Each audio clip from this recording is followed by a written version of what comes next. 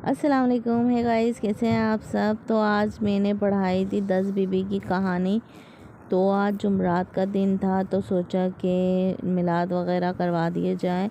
तो 10 बीबी की कहानी पढ़ाई है और आपने पूरी सुनी है ये, और शुरू से लेकर एंड तक। तो पूरी कहानी मैंने इस पे रिकॉर्ड कर दिया है ताकि मैं आप लोगों से शेयर करूं। चले करते हैं स्टार्ट।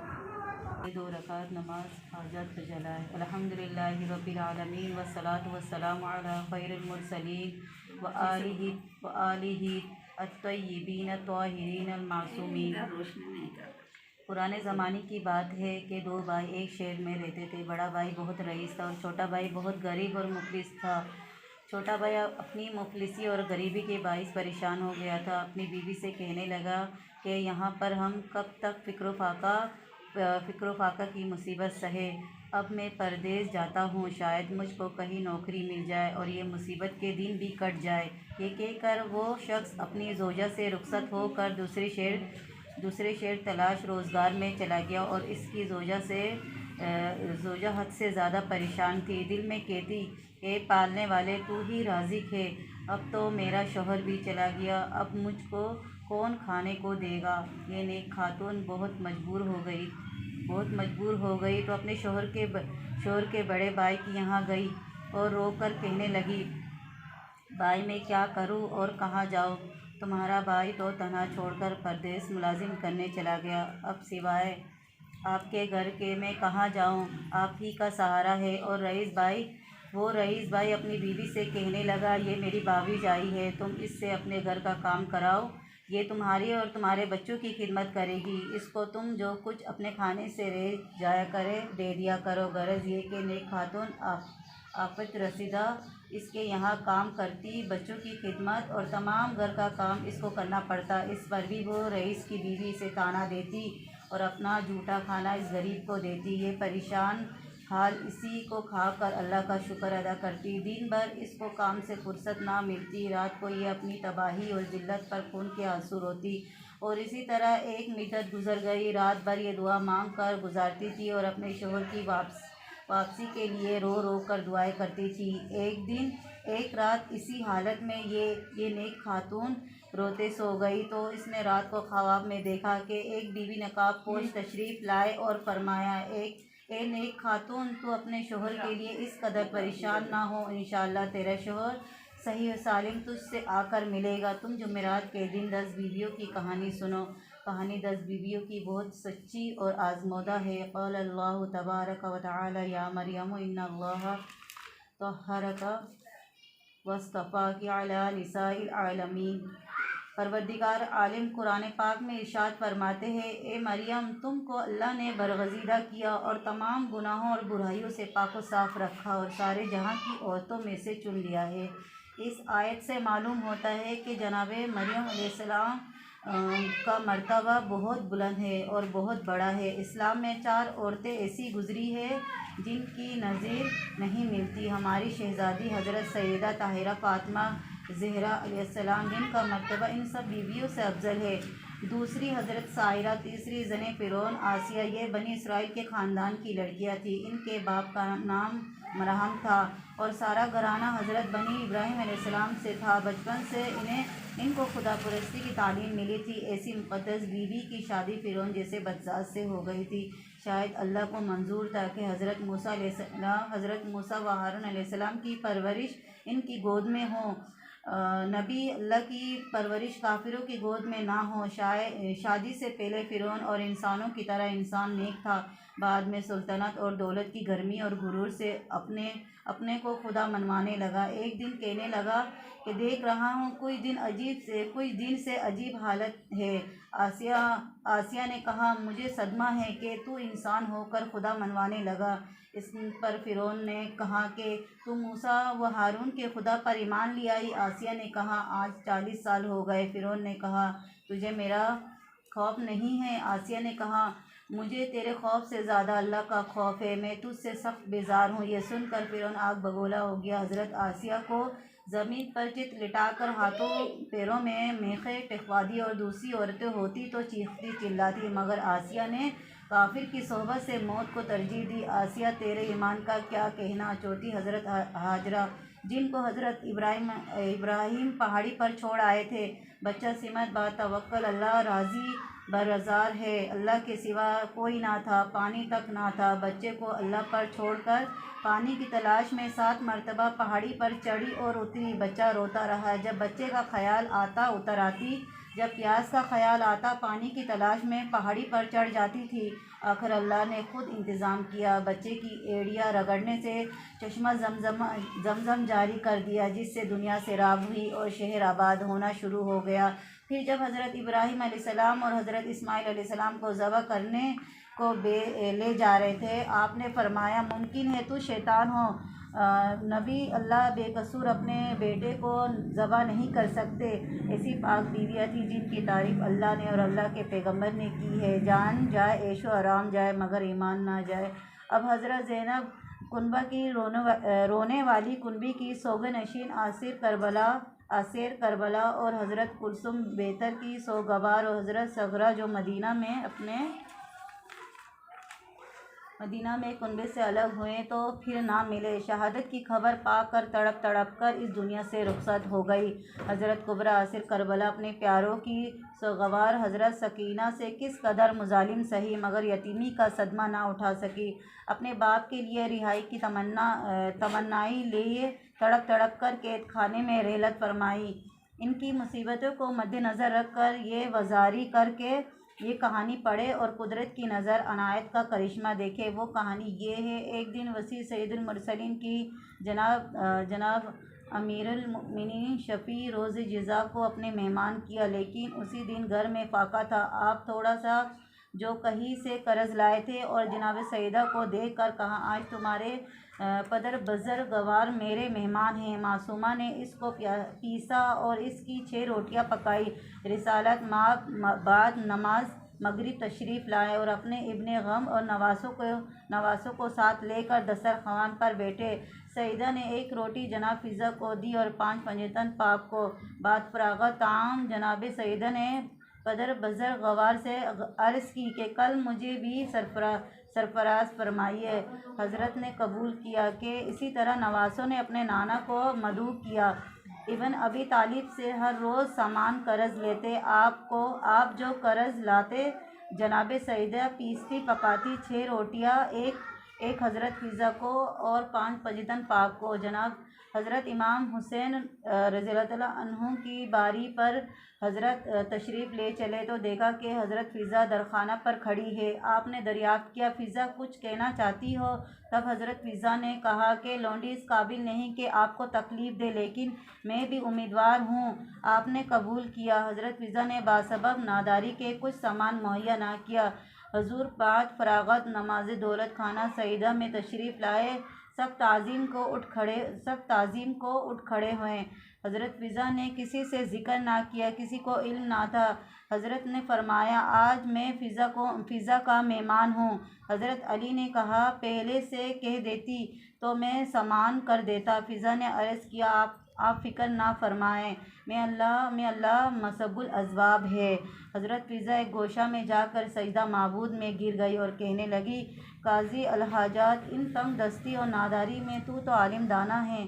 तेरे हबीब को मेहमान किया, तुझे वास्ता मोहम्मद सल्लल्लाहु अलैहि वसल्लम आल मोहम्मद सल्लल्लाहु अलैहि वसल्लम का मुझे शर्मिंदा ना करना। सजदे से सर उठाया तो देखती है कि तबक नेमत हाय जन्नत से भरा हुआ है। आपने फरमाया, हज़रत के सामने रखा। आपने पंजतन पाक को शामिल करके नोश फरमाया और कहा, ये कहाँ से आया? गो आप जानते थे और मालूम था। हज़रत जिब्राइल रास्ते में बता गए थे कि आपको ये ज़ाहिर करना था। हमारे घर की लौंडी भी अल्लाह को ऐसी ही प्यारी और महबूब, इनके सिवा भी अल्लाह इनके सवाल भी अल्लाह रद्द नहीं करता। आइमा ताहिरीन की सच्ची मोहब्बत और एतिकाद से सब कुछ मिल सकता है। अल्लाह के ख़जाने में किसी चीज़ की कमी नहीं। और 10 दिन तक जायनमाज पर बैठ कर बावज़ू और खुलूस नियत और जब तेरा शौहर आकर जब तेरा शौहर आकर तुझसे मिले तो मीठी रोटी का मलेदा बनाकर इसके 10 लड्डू बनाना, 10-10 बीवियों की नज़र देना। एक नेक खातून ने अर्ज़ किया, आप कौन हैं, आपका नाम क्या है और इन बीवियों के नाम क्या है जिनकी मैं नज़र दिलवाऊँ। तब जनाब सईदा ने फरमाया, मेरा नाम फ़ातिमा ज़हरा दख्तर जनाब रिसालत माब हज़रत मोहम्मद मुस्तफ़ा सल्लल्लाहु अलैहि वसल्लम और 9 बीवियाँ ये है, इनको अच्छी तरह याद रखना। हज़रत सायरा, हज़रत हाजरा, हज़रत मरियम, हज़रत आसिया और मेरी बेटियाँ ये है, हज़रत ज़ैनब, जनाब उम्मु कुलसूम, जनाब फ़ातिमा सग़रा, जनाब फ़ातिमा कुबरा, जनाब सकीना मुसीबत ज़ादा, हाफ़िज़ रसीदा, जिनको करबला से लेकर शाम तक सख्त मुसीबतें झेलनी पड़ी और इन बीवियों ने सब्र किया, कैद की मुसीबत बर्दाश्त की, ताज़ियाना खाए। जो शख्स इनके मसाइब को मद्देनज़र रखते हुए अपनी हाजत को तलब करेगा, अल्लाह तबारक व तआला इसकी हाजत को पूरा करेगा और 10वें दिन इनकी मुराद पूरी होगी। जब ये नेक खातून ख्वाब से बेदार हुई तो वो दिन जुमेरात का था। वो नेक खातून अपने मोहल्ले में गई और कहने लगी, मैंने ऐसा ख्वाब देखा, तुम लोग पास बैठकर जनाब सईदा बिन्ते रसूल की कहानी सुन लिया करो। इसके मोहल्ले की औरतें इसके पास आकर जमा हो गई। इस नेक खातून ने 10 बीवियों की कहानी शुरू कर दी। 9 दिन गुजर गए। कहानी को जब 10वां दिन आया तो ये नेक खातून क्या देखती है कि इसका शौहर माए मल वज़र लेकर ज़र के इसके दरवाज़े पर आया। इसके मोहल्ले वालों ने आकर खबर दी कि तुम्हारा शौहर आ गया है, बहुत कुछ मालो ज़र लेकर आया है। ये नेक खातून बहुत खुश हुई और फ़ौरन नहाई, पाक पानी लाई, कोरा कंडा ला कर घी चीनी आटा मंगवा कर इसने मीठी रोटी पकाई, इसका मलेदा बनाया और 10 लड्डू बनाकर 10 बीवियों की नज़र दिलवाई, अपनी सहेलियों के लिए लेकर गई। उन्होंने बहुत एहतराम किया और नज़र के लड्डू ले लिए। इसके बाद अपने शौहर की भाभी के पास वो लड्डू लेकर गई और कहा, मैंने 10 बीवियों की कहानी सुनी थी, मेरी दुआ कबूल हुई, मेरा शौहर आ गया है, मैंने इसकी नज़र दिलवाई है, इसलिए ये हिस्सा तुम्हारे लिए लेकर आई हूँ।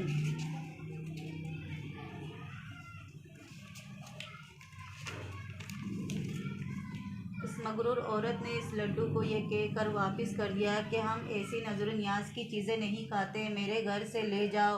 ये बेचारी लड्डू वापस लेकर आई और ख़ुद ही खाकर अल्लाह का शुक्र अदा किया। अब इस मगरूर औरत का हाल सुनिए। रात को वो औरत सो गई, सुबह को देखती है कि इसके बच्चे मर गए, गल्ला और सब सामान गायब हो गया।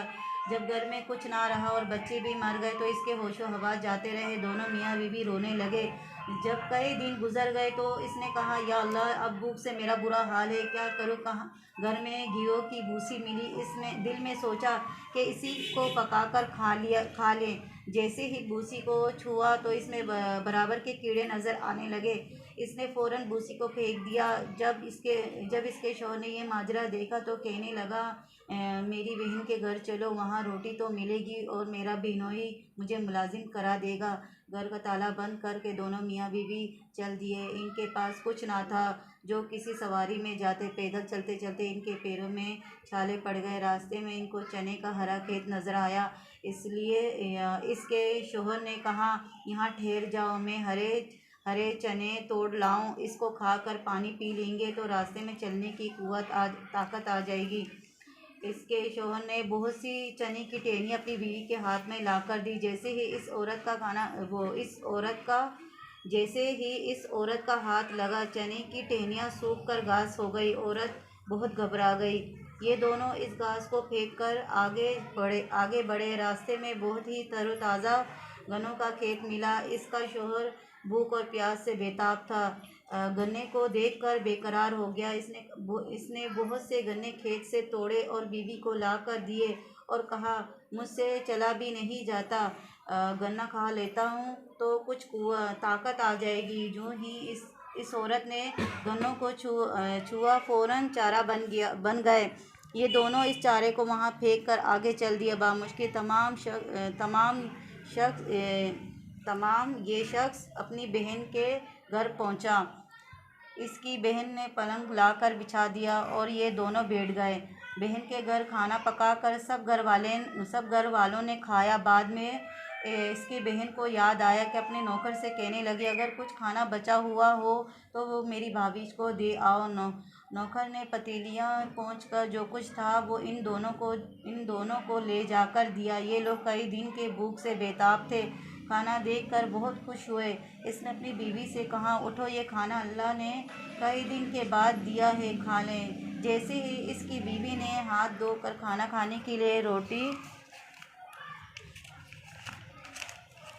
का टुकड़ा तोड़ा तो क्या देखती है, खाने में सख्त बदबू आ रही है, खाना सड़ गया। ये दोनों अपना सर पकड़कर बैठ गए और कहने लगे, अल्लाह, हम कब तक इस तरह भूखे रहेंगे, हमारी जान निकल जाती है। इसकी बीवी ने खाने को फेंक दिया और दोनों भूखे सो गए। रात जिस तरह गुजारी, सुबह हुई तो शौहर ने बीवी से कहा, यहाँ पर एक बादशाह मेरा दोस्त है, चलो इसके यहाँ चले, देखो इस मुसीबत के आलम में वो हमारी क्या मदद करता है।